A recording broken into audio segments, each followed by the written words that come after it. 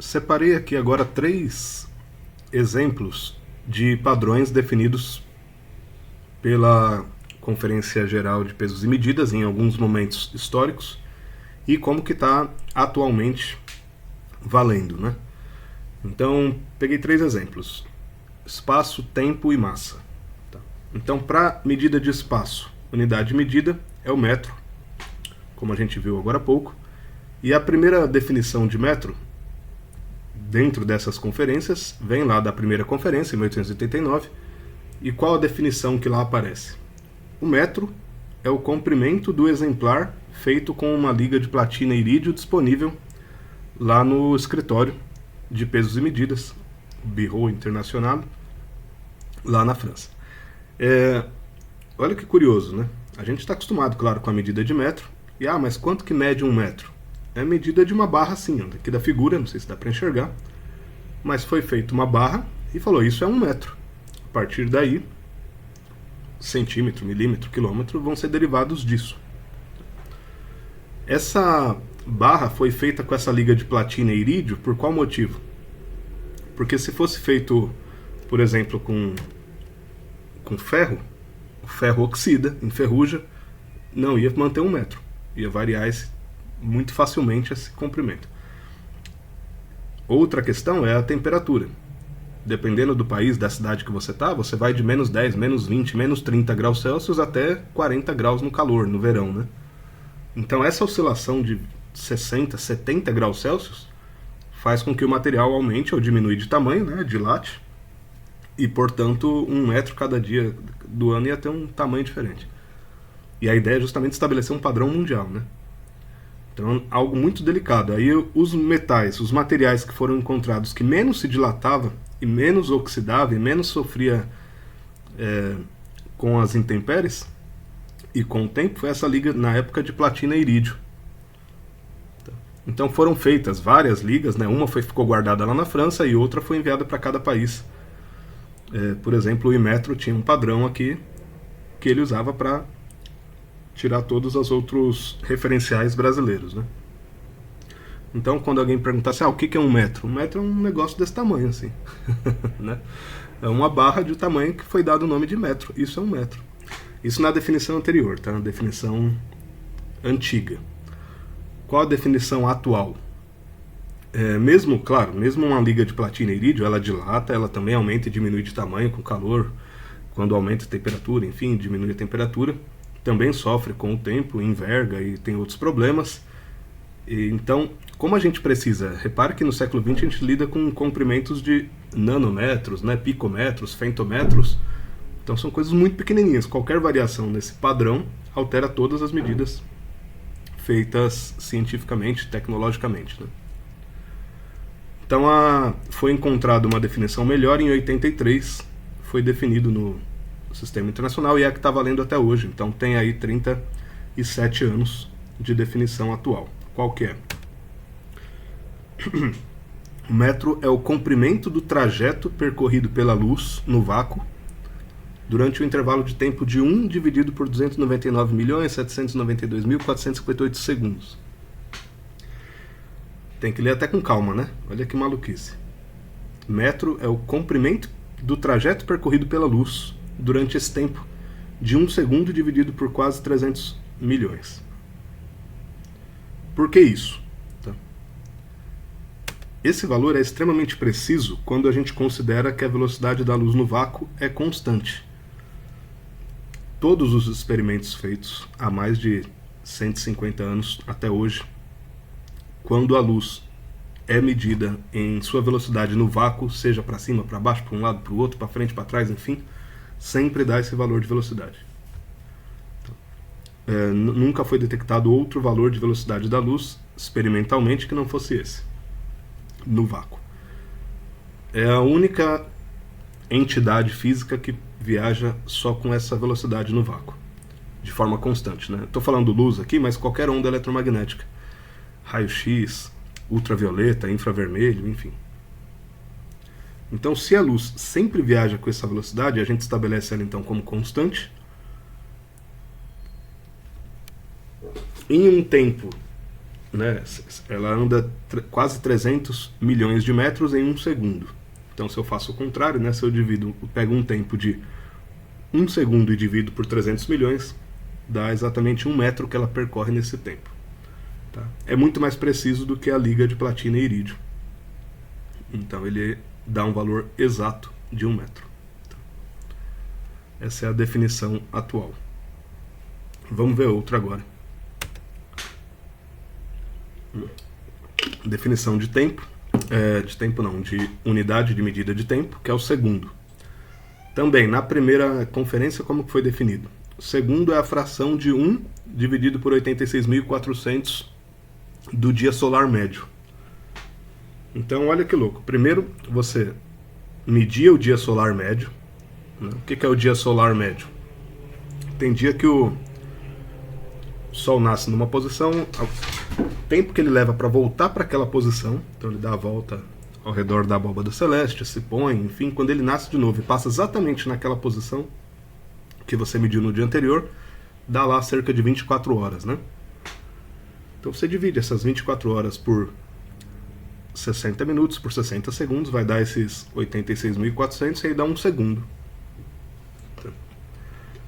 O problema é que a Terra não faz só a rotação em torno do Sol e sempre com a mesma velocidade. Ela tem um movimento de precessão, tem anomalias na órbita quando tem conjunção de planetas, e nem sempre o dia solar médio tem um valor fixo, né? E aí o segundo ficava variando.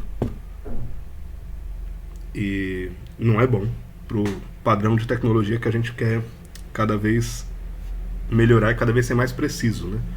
Então foi atualizada também a definição do segundo em 1960, na década de 60 ali, com a seguinte padrão, com a seguinte definição. O segundo é a duração de 9.192.631.770 períodos da radiação correspondente à transição entre 2 níveis hiperfinos do estado fundamental do átomo de césio 133. Não vou gastar muito tempo agora com isso aqui, mas o átomo de césio ele tem uma vibração de estado atômico, fica com mais ou menos energia e emite radiação. Quando ele diminui a energia, ele perde radiação, ele desexcita, né? E emite uma radiação. Essa radiação que ele emite tem uma frequência, um período, e se você contar essa quantidade de vibrações dessa radiação emitida pelo átomo de césio, dá 1 segundo. E sempre dá 1 segundo. Os átomos eles têm padrões de vibração muito específicos, né? E o do césio é um dos mais precisos que foi encontrado até hoje. Então usa ele como padrão de tempo do segundo. O erro dele, se eu não me engano, a incerteza, é de 1 segundo para cada 100 mil anos, alguma coisa assim. Então ele atrasa ou adianta 1 segundo a cada 100 mil anos. É um absurdo de preciso. No dia a dia,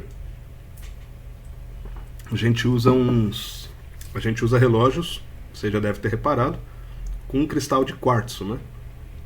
O cristal de quartzo ele também vibra e emite radiação, e aí a gente mede tempo através dele. É o mesmo processo do césio, só que o césio é muito mais caro e mais raro, né? Difícil de achar. Quartzo é baratinho, então você faz relógio com quartzo. Quartzo não é tão preciso quanto o césio. Quartzo, acho que ele tem um erro de 1 segundo a cada mês, assim. Tá? Mas para o nosso dia a dia é mais do que suficiente. Por fim, unidade de massa, que é o quilograma. E esse que eu achei bastante interessante de colocar, porque ele acabou de ser alterado. Ele foi definido em 1889 e estava valendo a mesma definição até ano passado. Tanto que é o que está ainda no Sistema Internacional em português, que é de 2012. Né? Então, reparem. O que é o quilograma? É a unidade de massa, e ele é igual à massa do protótipo, que é igual àquela do metro que eu comentei agora há pouco. Né? Então tem uma massinha lá de platina e irídio, dentro de uma cúpula com para não ter interferência de fora, para manter a temperatura constante, etc, etc. São várias cúpulas. E aquilo ali é a massa de 1 kg. Isso estava valendo até agora, né? Até ano passado. Qual que é a definição mais recente? Acabou de ser definido aqui em 2019. Quilograma é a unidade de massa resultante da constante de Planck, quando essa constante é fixada em 6,62607,015 10 a menos 34 kg/m² segundo a menos 1. É um número feio, para quem não está acostumado a lidar com a física do século XX, com mecânica quântica, enfim. Mas o que isso significa? O Planck, lá em 1900, percebeu que toda a emissão de energia, de radiação, de luz, enfim, parecia ser quantizada, tá? Dividida em pacotinhos que eram múltiplos dessa constante aqui, desse valor, que é onde nasce a mecânica quântica, né? A mecânica dos quântons. E essa constante depende de quilograma, metro e segundo, as 3 unidades mais primitivas do SI.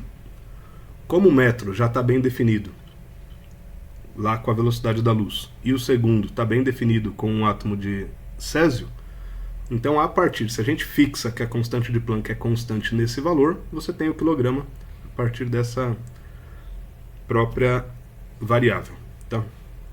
Então ela é um resultado físico, tá? Não é um resultado matemático, é um resultado físico, porque na natureza toda a energia é múltipla desse valorzinho aqui, de 6,62 10 a menos 34 kg/m² segundo a menos 1. É o mesmo que joule segundo, tá? Enfim, então esses 3 exemplos aqui de como a coisa é complexa, né? De como não é tão simples assim. E aí, qual a atividade que vocês têm para fazer nesta semana? Tentei falar rápido, né, para o vídeo não ficar muito longo, espero que tenha sido compreensível. Enfim, o que vocês precisam fazer essa semana? Tem uma parte obrigatória, que é a atividade semanal obrigatória, e uma parte opcional. A parte obrigatória é resolver as questões do questionário, que está disponibilizado lá na página do Moodle, né? 5 questões sobre conversões de unidades de medidas e sistema internacional. Tá? E também verificar na planilha gabarito que eu disponibilizei lá se os valores calculados na atividade anterior estão corretos. Tudo bem? Qualquer problema, escreve no fórum ou me procura no plantão. E o que é opcional, explorar as versões do Sistema Internacional que eu deixei na página lá, tanto a versão última em português quanto a mais atualizada em francês e inglês. Eu recomendo dar uma olhada, principalmente em português, né? Tem muita coisa legal ali que dá pra gente ir entendendo a dinâmica dessas conferências. E também é opcional, se achar interessante, participar do plantão na quarta pra gente conversar sobre essas questões, exercícios, etc. Beleza? Então, boa semana pra todo mundo aí, bons estudos. A gente se fala, até mais.